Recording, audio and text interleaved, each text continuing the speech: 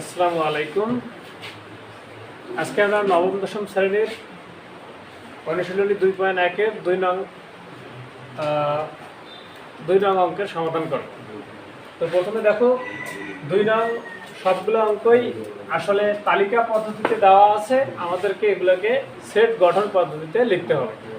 এর জন্য অবশ্যই আমাদের তালিকা পদ্ধতিতে যে সেটের উপাদানগুলো দেওয়া আছে, আমাদের এই উপাদানগুলোর বৈশিষ্ট্য জানতে হবে। এখানে তোমরা খেয়াল করো যে যে সেটটা দেওয়া আছে আমরা এই সেটটিকে এ ধরে নিলাম। কি ধরে নিছি বলো তো? এ ধরে নিছি। এই সেটের উপাদান হচ্ছে 3, 5, 7, 9, 11। আমরা স্পষ্ট দেখতে পাচ্ছি যে এই সংখ্যাগুলো হচ্ছে স্বাভাবিক সংখ্যা, কিন্তু স্বাভাবিক সংখ্যার মধ্যে বিজোড় সংখ্যাগুলোকে এখানে নেওয়া হয়েছে। এবং 3, 5, 7, 9, 11। আচ্ছা বলো দেখি বিজোড় সংখ্যা কি কম আছে?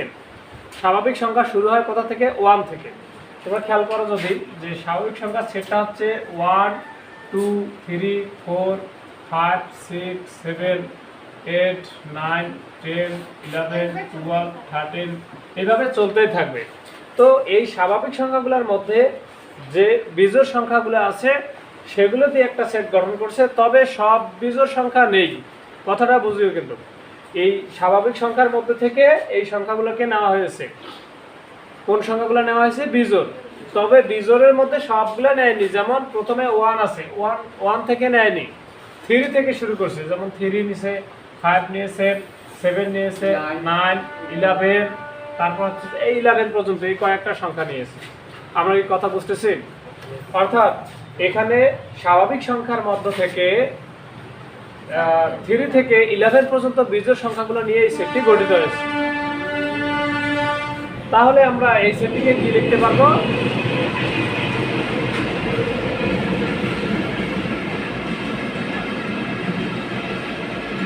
দেখো আমরা এভাবে লিখবো যে x belongs to m, অর্থাৎ এই সেটের উপাদানগুলো হচ্ছে স্বাভাবিক সংখ্যা।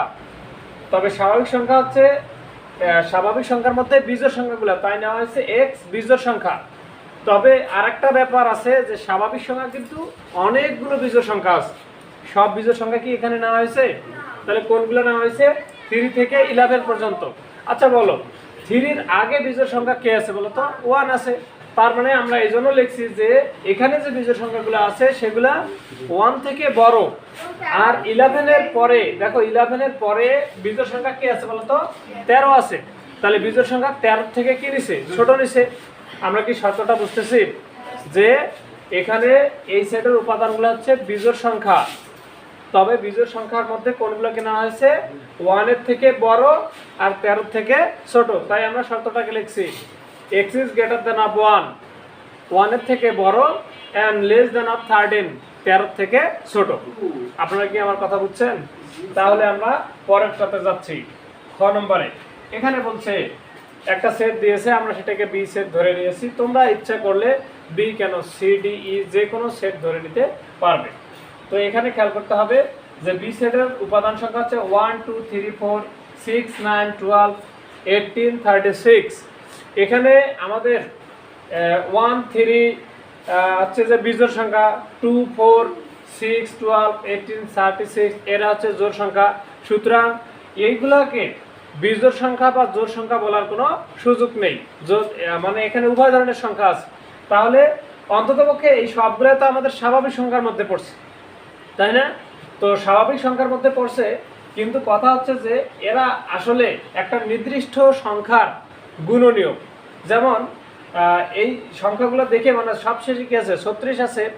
আমরা যদি 36-এর গুণনীয়কগুলো নির্ণয় করি তাহলে দেখবো যে এই সবগুলোই পাওয়া যাচ্ছে। কেননা আমরা দেখবো যে এর আগে 1 নম্বরে আমরা কয়েকটা পাইছিলাম।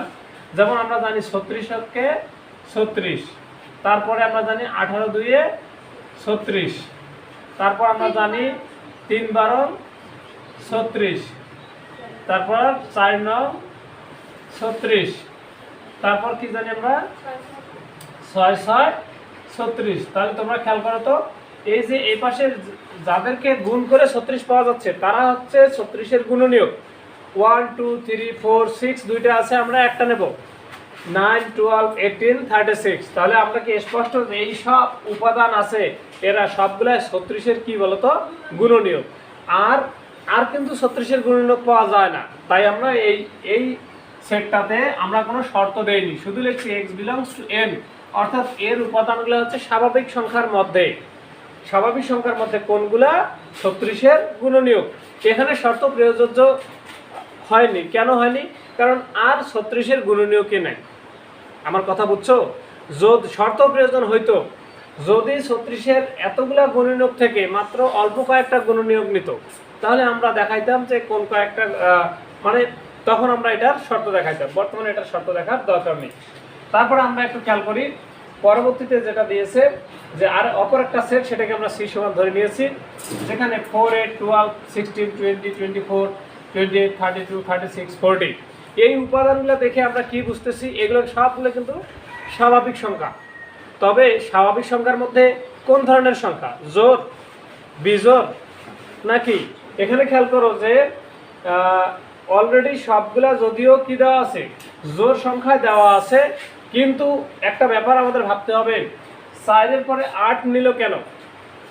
জোড় সংখ্যা যে নিল, 4-এর পরে 8 নিল কেন? 4-এর পরে কি মাঝখানে 6 ছিল না? 4, 5, 6। তোমরা যদি ভাবো যে এখানে স্যার কোনো বিজোড় সংখ্যা নাই, আপনি এটা জোড় সংখ্যার সেট লিখলেন না কেন? আমি বলবো যে এখানে যদি জোড় সংখ্যার সেট হইতো, তাহলে গ্যাপ দিয়ে কেন লিখলো? যেমন এখানে 4-এর পর 5 আছে, 5-এর পর 6 আছে, যেখানে 6 হচ্ছে একটা জোড় সংখ্যা, তাহলে তো 6ও লেখা উচিত ছিল। কেন গ্যাপ দিল? এই জন্য আমরা এই তথ্য থেকে বুঝতেছি যে এটাকে জোড় সংখ্যার সেট ভাবার সুযোগ নাই।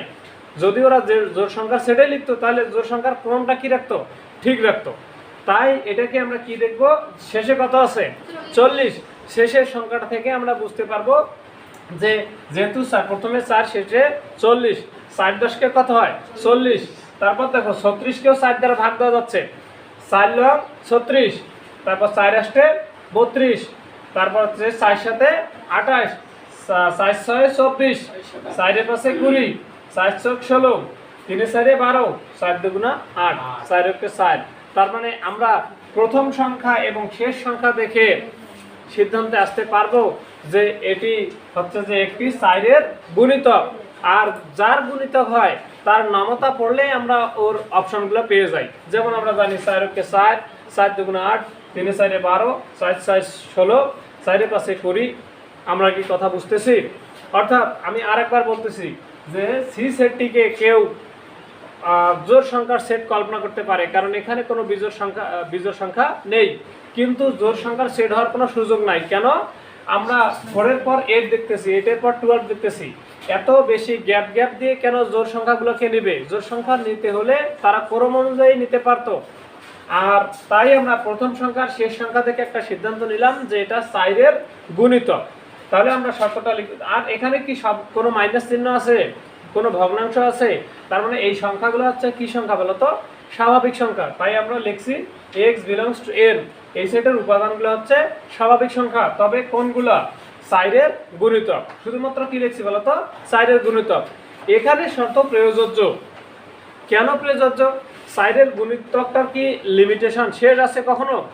ওরা সেটের মধ্যে 40 পর্যন্ত নিছে, যে 4 10-কে 40, তারপরে 4 11 44, 4 12 কত হবে? 4 12 হচ্ছে 48। তো এইভাবে ধীরে ধীরে কি হবে? এটা চলতে থাকবে। 4-এর নামতাকে কি থামানো যাবে? যাবে না। কিন্তু 4-এর গুণিতকের মধ্যে ওরা 40 পর্যন্ত নিছে। তাই আমরা লিখছি যে x is less than or equal 40, অর্থাৎ 4-এর গুণিতকের মধ্যে 40 পর্যন্ত নেওয়া হয়েছে এখানে। আপনারা কি আমার কথা বুঝছেন?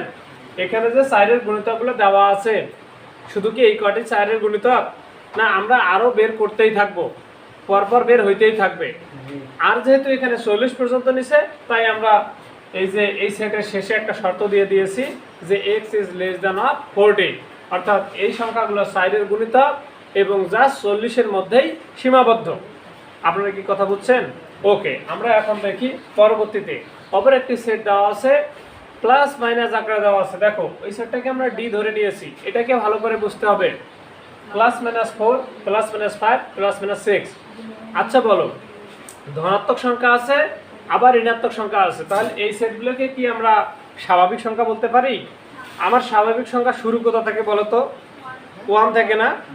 1 2 3 4 5 এইদিকে এগুলো। কিন্তু আমার কি স্বাভাবিক সংখ্যায় কোনো ঋণাত্মক সংখ্যা আছে? নেই। ঋণাত্মক সংখ্যা কোথায় আছে বলতো? পূর্ণ সংখ্যার সেটে। পূর্ণ সংখ্যা আছে 0 থেকে বড় 1 2 3 এদিক যাবে, আবার 0 থেকে ছোট -1 -2 এদিকেও চলতে থাকবে। অর্থাৎ শূন্য সহ সকল ধনাত্মক এবং সকল ঋণাত্মক সংখ্যা নিয়ে হচ্ছে পূর্ণ সংখ্যা গঠিত। তার মানে আমরা প্রথমেই শিওর হয়ে গেলাম এই সেটের উপাদান হচ্ছে পূর্ণ সংখ্যা, তাই লিখলাম x belongs to z, অর্থাৎ এই সেটের উপাদানগুলো হচ্ছে পূর্ণ সংখ্যা। তবে এত বেশি পূর্ণ সংখ্যা আছে যে দেখো আমার আছে 0, তারপর আছে -1 +1, তাহলে +-1 +-2 +-3, এই সবগুলা পূর্ণ সংখ্যা, তাই না? তো এই সেটে কি সবগুলা পূর্ণ সংখ্যা নিয়েছে? এই সেটে কিন্তু শুধুমাত্র +-4 থেকে +-6 পর্যন্ত নিয়েছে। এখন আমরা এটাকে শর্ত দিয়ে বুঝাইতে গেলে আমাদের এটা লাগবে যে যে সকল পূর্ণ সংখ্যার বর্গের মান 16 থেকে বড়, আবার ওই সংখ্যাটার ঘন 216 অপেক্ষা ছোট, তারা এই সেটের অন্তর্ভুক্ত। ভালো করে খেয়াল করো, আমরা যদি +-4 এর উপরে বর্গ করি তাহলে আসবে কত? 416। তাহলে 16-র সমান বা কি আসতেছে? বড় আসতেছে। 5 এর উপর যদি আমরা বর্গ করি তাহলে 5 5 এ কি হয়? 25 হয়। 6 এর উপর বর্গ করলে 6 6 কত হবে? 36 হবে। আচ্ছা, তার মানে একটা বিষয় খেয়াল করো, এই পূর্ণ সংখ্যার উপাদানগুলোর মধ্যে কোনগুলোকে নেওয়া হয়েছে? যাদের উপর বর্গ করলে দেখো 16 বা 16 থেকে বড় মান পাওয়া যাবে, তারা এখানে আছে। অথবা এদের উপর যদি ঘন করি +-4 এর উপরে কিউব দেই, 416 4 64, বলো 64 সংখ্যাটি +64 216 থেকে ছোট, মাইনাসটা তো এমনিই ছোট। আবার দেখো +-5 এর উপরে যদি কিউব দেই তাহলে হয় +-125 হয়। আচ্ছা, +125 কি 216 থেকে ছোট না? -125 তো ছোটই। আবার খেয়াল করো +-6 এর উপর যদি আমরা কিউব দেই, তোমরা জানো এটা কত হয়? 216 হয়।